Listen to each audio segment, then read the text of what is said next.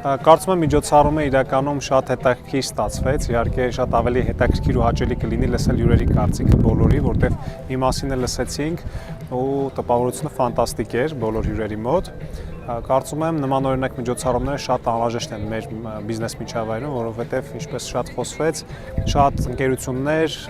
ոնց որ ունեն կարիք իրար հետ ծանոթանալու, բայց ցավոք սրտի դժվար է այդ կապը, ուղղակի մոտենալ ու ինչ-որ մեկի հետ ծանոթանալ։ Դրա համար այս ֆորմատը ոնց որ այդ սառույց կոտրող ֆորմատն է, որը որ հնարավորություն է տալիս, որ մարդիկ